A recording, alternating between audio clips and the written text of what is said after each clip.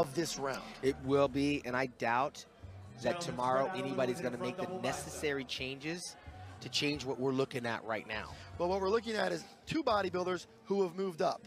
William Bonac, Big Ramy, neither of them have ever tasted the top 3 in the world, and it looks like that's in the future for them in the next 24 hours. Phil Heath is trying to fend off both of them and retain the most coveted title in bodybuilding, and he's going to work for it. Because you can be sure that as Phil Heath directs traffic up there, you can be sure that Phil Heath's going to have to work for it. But really, as you look at these guys, it's hard to imagine, as great as Ramy is, as wide as he is, as thickly built as he is, with all that dense, grainy muscle and the clear improvements in the world-class conditioning that he has finally brought to the Olympia stage. People always used to say, if Ramy gets it together and comes in shape, is it going to be good enough to knock off Phil Heath? So I think that question, I'll pose it to you. Is it good enough to take out Phil? I think it's damn close. I would not be surprised, Dan, if we don't see exactly what you're talking about. It's very possible. I'm not going to say probable, but it's very possible. Steve Weinberger is a very fair head judge, and I saw Ramy over in Kuwait beat Dexter and Sean Roden. And I'll tell you what, Phil Heath might be laughing right now, but Steve Weinberger just put the defending champion on the outside and moved Big Ramy into the center spot. You can read into that. We don't want to overstate it.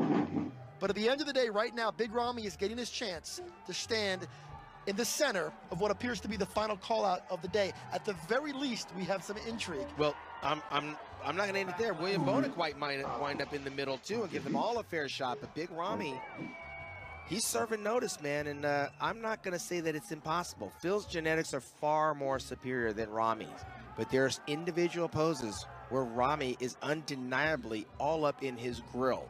And we cannot discount what little William Bonac is bringing, because William is as complete as they come.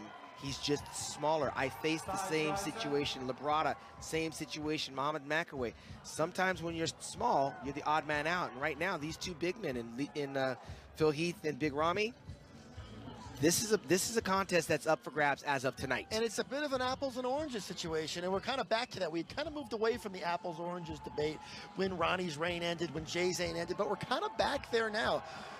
Big Ramy's the big, thick, massive bodybuilder, and they're going to do exactly what you said. They're going to put William in the middle, which probably relieves Phil just a little bit right now. Look at, he's smiling. He's like, thank you. Because the narrative has just shifted in that moment where now he's no longer concerned. But you know what? He should be concerned. He should be concerned. Big Ramy's been coming for a long time. I got to imagine Jay Cutler, when he saw Phil Heath coming. I can imagine Ronnie Coleman when he saw Jay Cutler coming. Eventually, it happens and every dog has their day. But as I look at Phil Heath, as good as his physique is with those big overblown deltoids, his chest is a little bit diminished as a result of the shoulders.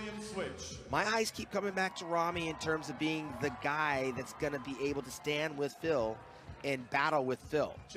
And we're not even talking about Ramy's calves, because they're not even really a factor here. His size, his shoulder width, the girth, it's something that you can't ignore on those thigh sweeps. Well, the other thing you can't ignore is the fact that here in 2017 at the Olympia, we have ourselves a legitimate battle. We're not going to come away from this prejudging with a clear sense of who won the contest. Big Ramy has done the work. William Bonac is impressive. And Phil Heath is good, but he may have cracked open that door just enough to keep things